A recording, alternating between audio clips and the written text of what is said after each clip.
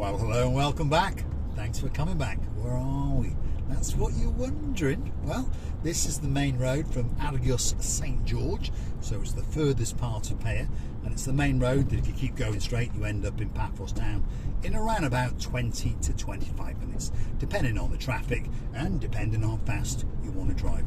But I warn you now, don't speed in Paphos anymore. Whether you've borrowed a car, stolen a car, rented a car, or perhaps you just own a car, don't speed, because the boys in the blue are absolutely everywhere and they are looking especially for you. And you won't get there any faster, because I promise you there'll be someone in a black S-Class driving around very, very sensibly, and one or two other people as well. And there's traffic lights, and there's dogs, and there's cats, and there's pedestrians. So, in the end, you'll end up in Paphos, and you'll be in that car, and I'll be in that car, and you'll have had 12 speeding tickets along the way. So don't do it. It's pointless. Have a bit more respect for all the other people around you. Anyway, where are we going? Well, we're not going to go to Paphos. We're going to go along this road a little bit, and then we're going to take a diversion, and we're going to go into Peyia. Ooh, yes, into Peyia. And we're going to drive around Peyia for the next couple of videos or so.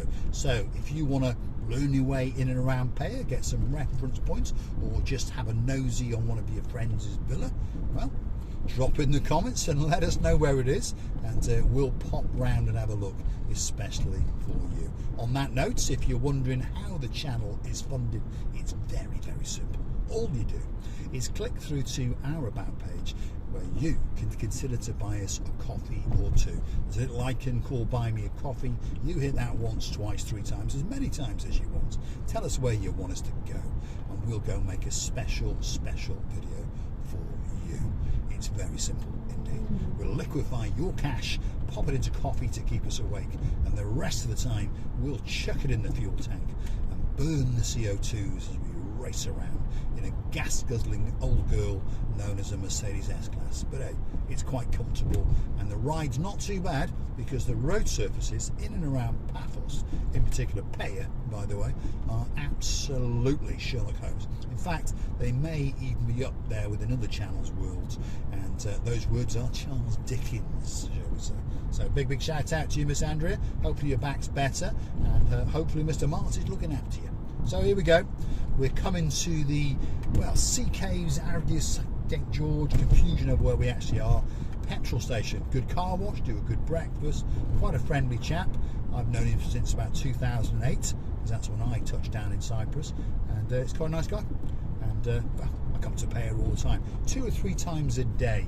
I'm in Peyia, and I lived in Peyia for 5 years as well, so I know quite a few people in Peyia. They probably don't want to know me, but there you go, that's the way of the world. I know that chap with that little green car there, fixed that a few times as well. And this is a new roadie area. They're popping in a thing called a roundabout, just to confuse the locals.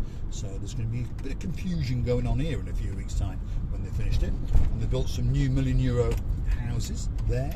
So if you want to buy an expensive house, well, no, cheap house to be honest, you can buy one over there.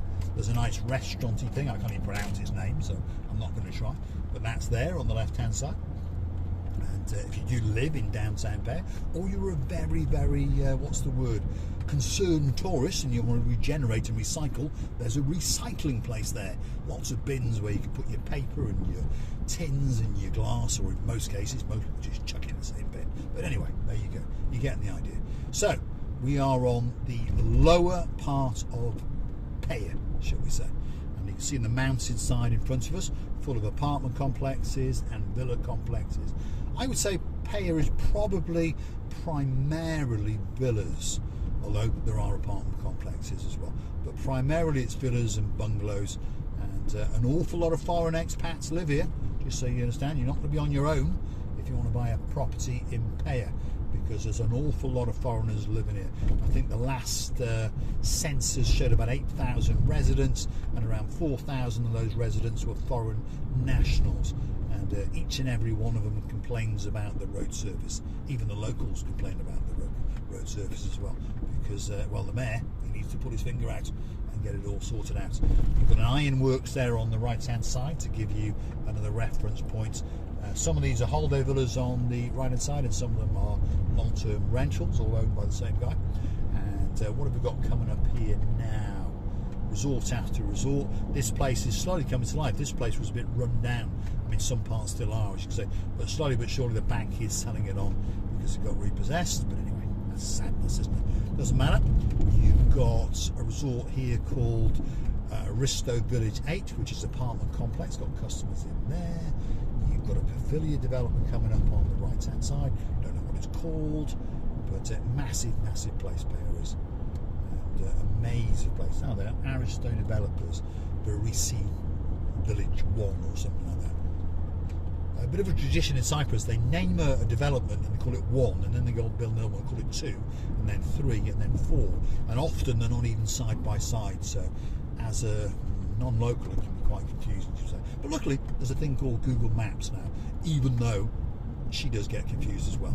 So you go by reference points. So there's a flower shop coming up here, by the way. You've got Sabbath Grill, that's coming up there. Great place that, by the way.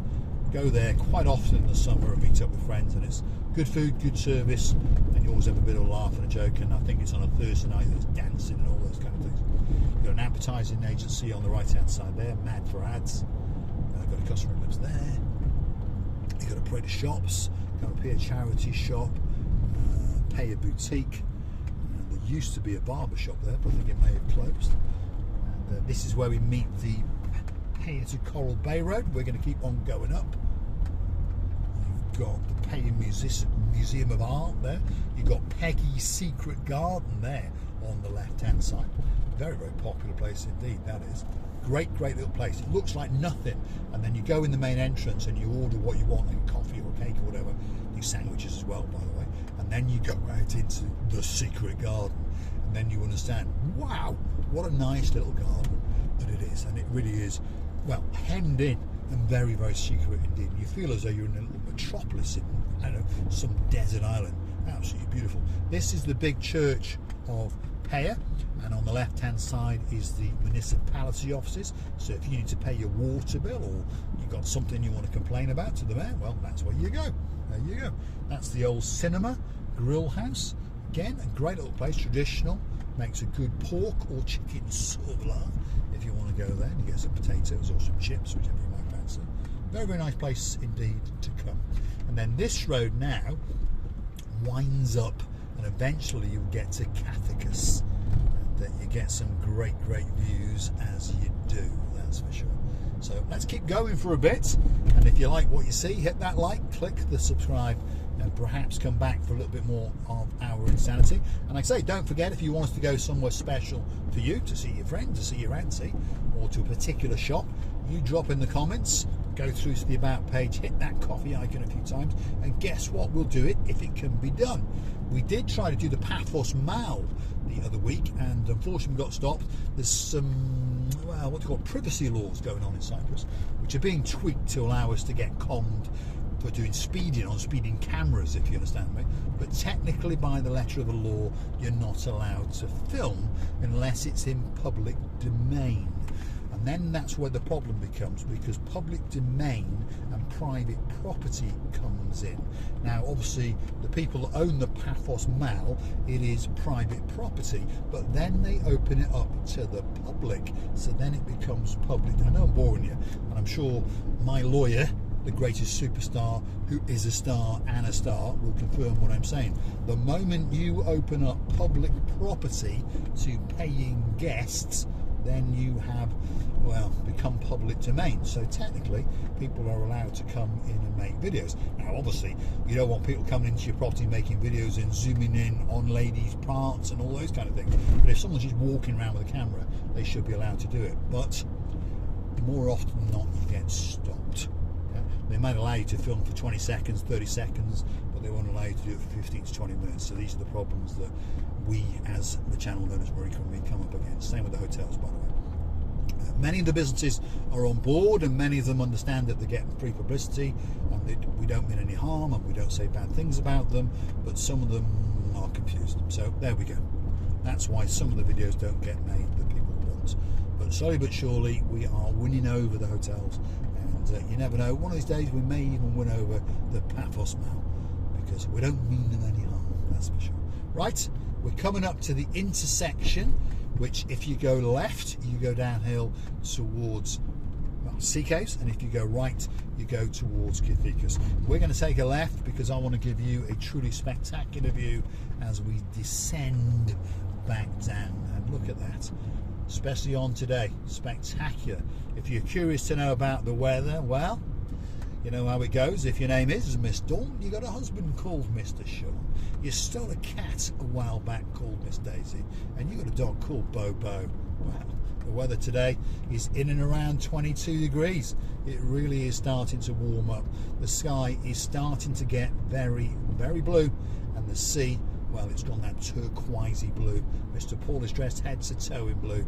It's a special, special place to come. Get yourself on a big bird or a canoe and start paddling like crazy. Damon Ritchie, Lord Ritchie, it might take you a couple of weeks, but start paddling on that canoe and make sure it's a tandem, because you need to bring with you the superstar known as Lady Zuzka. It won't be the same without her, that's for sure. She's got a great, great smile, and we'd love seeing her, that's for sure. And hopefully we're going to see you this summer. We really, really hope that we are, because, well, the superstar known as Emmanuel wants to try and convince you that that dirty fork was a chipped fork. That's what he wants to try and do. There we go. And next time he does, you let me know and we'll have a word with him, that's for sure. There we are, look at that. What a view. Spectacular descent. And you can see all the way out to Paphos, by the way. If you know what you're looking at, there's a dark grey structure sitting just back from the sea, and of course that's the structure that's being built across to the Amarvi Hotel. Yeah, the Amarvi Hotel, 5-star luxury hotel in downtown Paphos. Always think of Joe Cox and his beautiful wife Miss Julie, and of course their sister Miss Kath, and her partner in crime Mr. Colin. There we are. And they'll be coming back again in November, December, that's for sure, because there's birthdays to be celebrated. Of course, not long to go, because just up from that hotel, of course, is the hotel known as the Great. It doesn't need any more than that, but we'll give it its full title, the Alexander the Great Hotel. Alex and his horse Stavros, they're waiting for some superstars, and they're waiting, and they really, really are waiting for the superstar known as Dayman. Yes. Soon after that, Miss Maggie's coming to town. Yes. And soon after that, Ness and Andy are coming in, and soon after that, the superstars. Oh yeah, Lady so sweet Caroline and Lord Nigel Big Guns, they're coming back again in November. And of course in November, 2 other superstars come to town, and they are known as Double Trouble or Double Pleasure, as they like to call themselves, although I think this year they understand that they's in big, big trouble. Miss Oching with Sivian Booth is going to cha-chotchka dance those 2 boys arm in arm straight to the Paphos Mall and max out their plastic friends until they are maxed. On that point, I'm going to say thanks for watching, and hopefully the view that you've seen has been truly, truly spectacular. I remember a while back a lorry came down here, its brakes went, and it ended up in that field just there. Luckily for that villa. Anyway, thanks for watching. If you like what you see, why not come back for a little bit more of my madness. See you again very, very soon.